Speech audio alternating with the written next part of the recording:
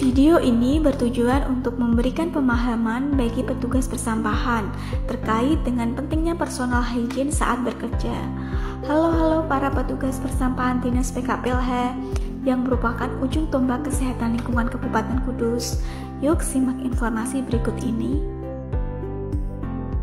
Dalam hal membantu pemerintah menangani persampahan yang ada di kabupaten, tentunya petugas persampahan dalam kesehariannya selalu terpapar dengan sampah, debu maupun sengatan matahari, sehingga memungkinkan petugas persampahan juga berisiko terkena penyakit bawaan sampah.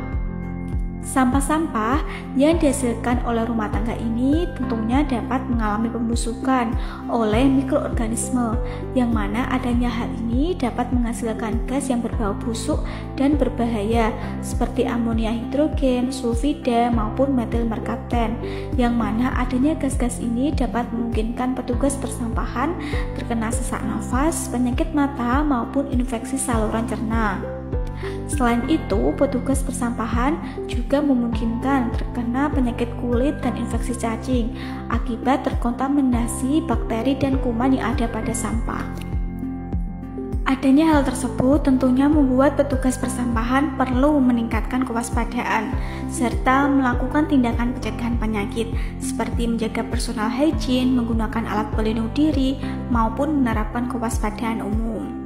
Tindakan pencegahan penyakit ini tentunya dapat menjadi kunci utama untuk menekan penyebaran penyakit. Personal hygiene merupakan penerapan pola hidup bersih dan sehat pada diri sendiri yang dilakukan untuk menjaga kebersihan diri maupun meningkatkan imunitas. Adapun hal-hal yang perlu diperhatikan adalah sebagai berikut. Yang pertama adalah dengan menjaga kebersihan kaki, tangan, dan kuku dengan tujuan untuk mencegah penularan penyakit yang bisa masuk melalui tangan dan kaki yang kotor.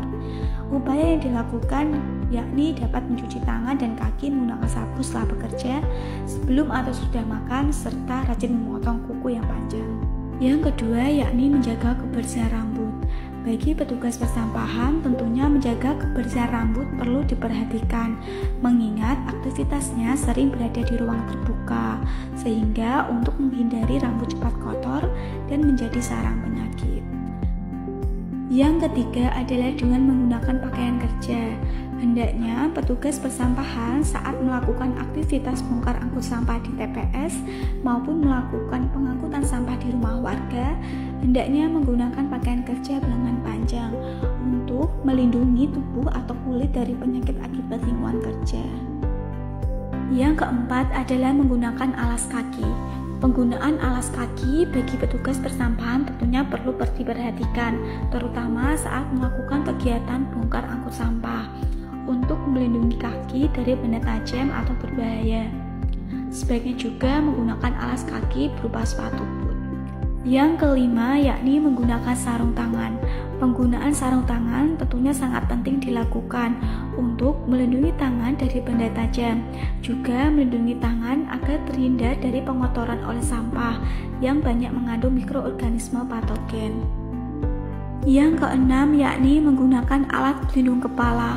Penggunaan alat pelindung kepala seperti topi tentunya perlu digunakan oleh petugas persampahan saat melakukan aktivitas bongkar angkut sampah untuk melindungi kepala dari debu maupun sinar matahari serta benda-benda yang mengandung banyak bakteri yang berterbangan di udara.